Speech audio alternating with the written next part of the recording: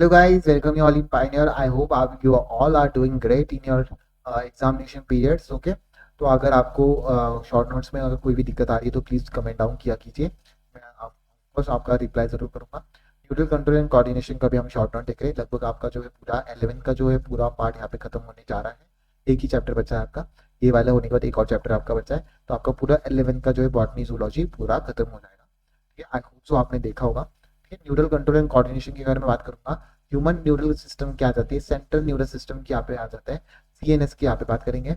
Peripheral neural system आ जाता है, peripheral neural system जो कि को मिलते हैं। तो नर्व फाइबर जो कि पीएनएस है, टू टाइप्स। पीएनएस के अंदर दो, पीएनएस मतलब पेरिफेरल नर्वस सिस्टम। इसके अंदर एफरेंट होता है और ईफरेंट होगा। ये यहाँ पे ईफरेंट, एक एफरेंट होता है, एक ईफरेंट होता है। एफरेंट क्या करता है, इम्पल्स को फ्रॉम टिश्यू ऑर्गन से तो सीएनएस तक लेके जाता है। और ईफरेंट क्या करता है, जो सीएनएस से तो कंसर्न पेरिफेरल टिश्यू और ऑर्गन की तरफ चले जाता है। ईफरेंट मतलब पास करता है, एफरेंट मतलब लेकर आता है सिग्नल्स को। ठीक है, ये चीज आपको इस तरीके से याद कर सकते हो। पीएनएस के अगर दो डिवीजन आपको देखने को मिलता है। पीएनएस के भी फर्दर दो डिवीजन देखने को मिलते हैं, somatic neural system, autonomic neural system. Somatic क्या करता है, relay the impulse for the from the CNS से तो स्केलेटन मसल्स फाइबर के अंदर चले जाता है ये सिग्नल लेकर। ऑटोनॉमिक क्या करता है, इम्पल्स जो सीएनएस से लेकर जाता है इनवॉलंटरी ऑर्गन, जैसे कि स्मूथ मसल, जहाँ पे बिल्कुल भी इनवॉलंटरी जो हमारे हाथ में नहीं होते। और आपका जो ऑटोनॉमिक न्यूरल सिस्टम बाद में किस फर्दर हो जाता है, सिंपैथेटिक न्यूरल सिस्टम और पैरासिम्पैथेटिक न्यूरल सिस्टम में डिवाइड हो जाता है।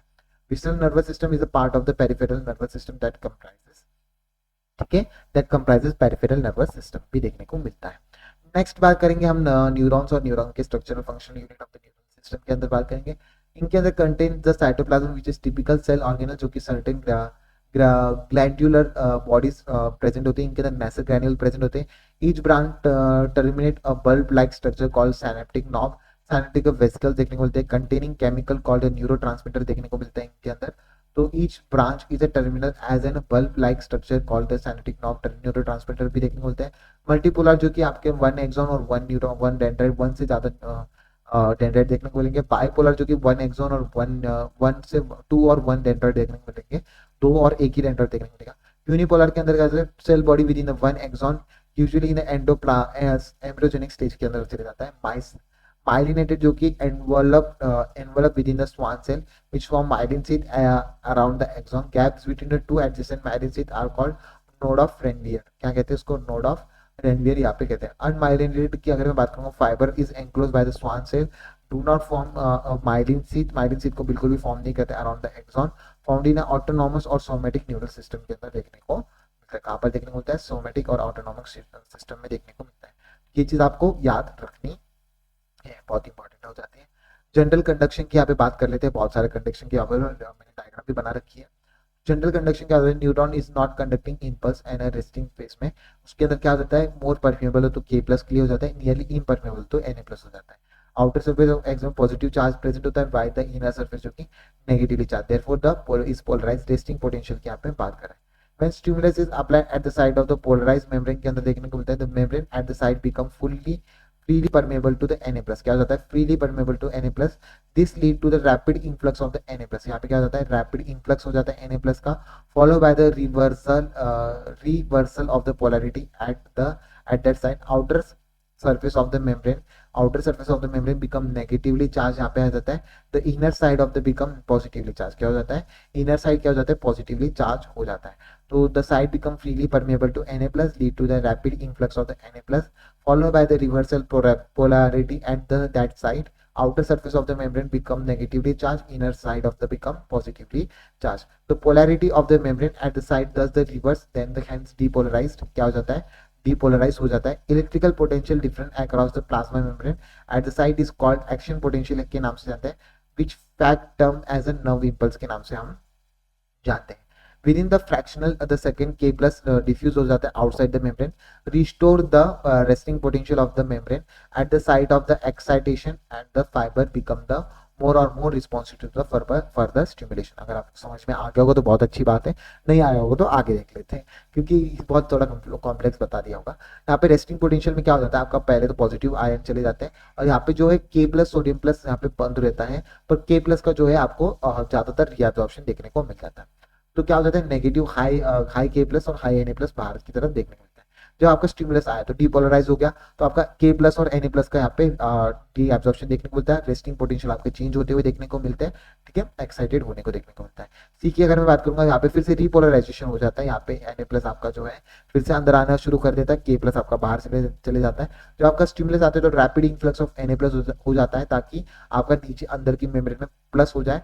फिर जब आपका रिपोलराइजेशन होता है तो आपका एन प्लस जो है आपका फिर से बाहर जा रहा होता है, के प्लस फिर से अंदर आ रहा होता है, नेगेटिव चार्ज फिर से डीडेवलपमेंट पूरा होता है। ये मैंने आपको यहाँ पे बता दिया, जो ऊपर रामकथा सुनी आपने सेम चीज यहाँ पे ट्रांसमिशन ऑफ द इम्पल्स की अगर मैं बात करूँ, impulse transmit across the electrical synapse is always faster than the chemical synapse. तो इलेक्ट्रिकल साइनप्स से जो आपका ट्रांसमिशन ऑफ इम्पल्स हमेशा फास्टर होता है आपका केमिकल साइनप्स से, ठीक है। Release of the neurotransmitter binds the specific receptor को बाइंड करते हैं, present on the presynaptic membrane के अंदर प्रेजेंट होता है। तो ये प्री साइनेप्टिक मेम्ब्रेन हो गया, ये पोस्ट साइनेप्टिक मेम्ब्रेन हो गया, इसके बीच में मेम्ब्रेन प्रेजेंट होता है, रिसेप्टर देखने को मिल जाएगा, ये आपका साइनेप्टिकल वेसिकल्स हो जाएगा। इसमें प्री साइनेप्टिक मेडिसिन में साइनेप्टिकल क्लेफ्ट के अंदर पोस्ट साइनेप्टिक मेम्ब्रेन हो जाएंगे, रिसेप्टर आपको प्रेजेंट हो जाएगा, साइनेप्सिस के अंदर आपको देखने को मिल रहा है। फिर उसके बाद सेंट्रल न्यूरल सिस्टम की अगर मैं बात करता हूँ, human brain is well protected by the skull, inside the skull the brain is covered with the cranial meninges of the consisting outer layer called dura mater and very thin middle layer जो कि उसको कहते हैं आर्किनॉइड layer, inner layer जिसको पाया matter के नाम से हम जाते हैं, ठीक है, इनर मैटर और यूरिनरी मैटर। अभी हम सेंट्रल नर्वस सिस्टम में आ गए हैं, आपने देख लिया। अभी फोर ब्रेन की अगर मैं बात करूंगा, उसके अंदर सेरिबेलम, थैलेमस और हाइपोथैलेमस देखने को मिलता है, और दो कनेक्टेड आपके जो हेमिस्फीयर होते हैं, सेरिब्रल हेमिस्फीयर और कॉर्पस कैलोसम के थ्रू आपके कनेक्टेड रहते हैं। सेरिब्रल कॉर्टेक्स जो कि refer as a grey matter to the greyish appearance देखने को मिलता है। Cerebral cortex contains the motor area, sensory area large and that are nitrous are clearly sensor motor neurons is a function. यहाँ पे क्या हो जाता है, जब नाइट विजन में आप जाते हो तो आपको नाइट के अंदर ज्यादा से ज्यादा देखने को मिलता है सेंसरी मोटर न्यूरॉन फंक्शन होते हैं। एसोसिएशन एरिया की अगर मैं बात करूंगा, responsible for the complex junction like inter sensory के अंदर आ जाता है। Association of the memory and communicated cerebrum की अगर मैं बात करूं, wrap around the structure called thalamus, thalamus के नाम चले जाता है, which is major coordinating centre of the sensory and the motor signal का मेजर कोऑर्डिनेटिंग सेंटर होता है, ठीक है। तो ये चीज भी आपको याद रखना है फोर ब्रेन के बारे में, बाकी सब चीजें याद रखना। एसोसिएशन एरिया फंक्शन जो कि inter sensory association memory communication cerebrum wraps around the structure called thalamus which is major coordinating center for the sensory and motor signals, ठीक है। तो आपका फोर ब्रेन का यहाँ पे आ जाता है। नेक्स्ट बात करते हैं आपका फोर ब्रेन के अंदर ही हाइपोथैलेमस जो कि कंट्रोल करता है बॉडी टेम्परेचर को, अर्ज ऑफ ईटिंग को, ड्रिंकिंग को, सिक्रेशन ऑफ हार्मोन को और हाइपोथैलेमिक हार्मोन को भी सिक्रेट करता है ये। उसका inner part of the cerebral hemisphere group of the association deeps देखने को मिलते हैं, एमिग्डाला, हिप्पोकैम्पस इस तरीके के आपको देखने को मिलते हैं।